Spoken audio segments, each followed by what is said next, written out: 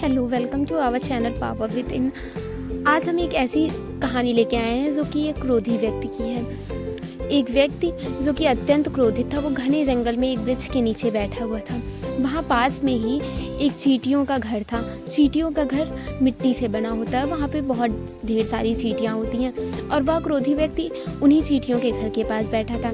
जब उसकी नज़र उन चींटियों के घर पे पहुँची तो वो एक पत्थर उठाकर एक एक चींटियों को मारने लगा, उससे कुचल कुचल के।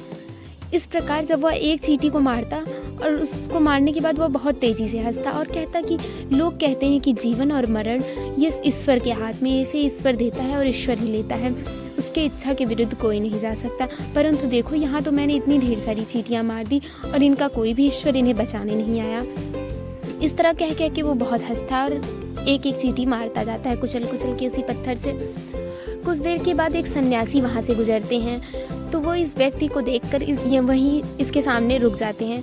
ये अपने कार्य में इतना व्यस्त होता है कि उस सन्यासी की तरफ एक झलक देखता है, उसके बाद फिर से अपनी चींटियाँ मारने के कार्य में लग जाता है। तभी वो सन्यासी व्यक्ति इससे पूछते हैं कि आप यहाँ क्या कर रहे हैं।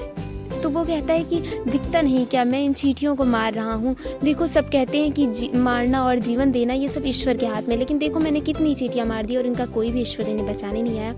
इस पर सन्यासी व्यक्ति उससे कहता है कि ये सब तो ठीक है, लेकिन ये बताइए कि आपके और ईश्वर की लड़ाई में इन निर्दोष चींटियों का क्या दोष है।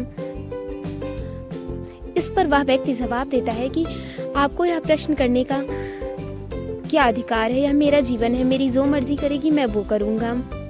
इस पर सन्यासी बोलता है कि चलिए ठीक है, लेकिन आप मेरे प्रश्न का एक उत्तर दीजिए।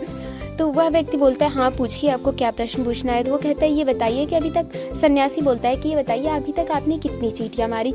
इस पर वह व्यक्ति बोलता है कि मैंने गिना तो नहीं है, लेकिन फिर भी 1000 चींटियाँ तो होंगी ही कम से कम। इस पर सन्यासी व्यक्ति हाथ जोड़कर उस व्यक्ति से बोलता है कि आप ही ईश्वर हैं, आप महान हैं। आपने ईश्वर के विरुद्ध जाकर इतनी चींटियों को मार डाला, फिर भी ईश्वर ने इन्हें बचाने नहीं आया। इसका मतलब आप ही प्रभु हैं। मैं प्रभु को इधर उधर ढूंढ रहा था, लेकिन आप तो मेरे सामने हैं। कृपया करके मुझे अपना शिष्य बनाइए, आप धन्य हैं। तो इस पर वह उस व्यक्ति के अभिमान की कोई सीमा नहीं रहती है। वह अत्यधिक खुश होकर के सन्यासी को अपना शिष्य बना लेता है। सन्यासी कहता है कि आप करुणामयी हैं, आपने मुझे अपना शिष्य बनाया, कृपया करके जब आपने मुझे अपना एक शिष्य बनाया तो मुझ पर एक और कृपया करिए। इस पर वह व्यक्ति पूछता है कि हाँ बोलो, तुम्हारी क्या इच्छा है। वो कहता है महाराज, कृपया करके इस नन्ही सी चींटी को जीवित कर दीजिए। अभी तो ये बहुत ही छोटी है और ये आपके पत्थर के नीचे आकर के मर गई है। इसने अभी अपना बिल्कुल भी जीवन व्यतीत नहीं किया है, इसने भी कुछ भी देखा नहीं है, कृपया करके इसे जीवित करिए आप। इतना सुनते ही उस व्यक्ति के हाथ से पत्थर छूट जाता है और उसकी आंखों से आंसू गिरने लगते हैं। वह सोचता है कि मैं जिस जीवन को दे नहीं सकता उसको लेने का मुझे क्या हक है, और वो वहाँ पे रोने लगता है और उस सन्यासी से क्षमा मांगता है।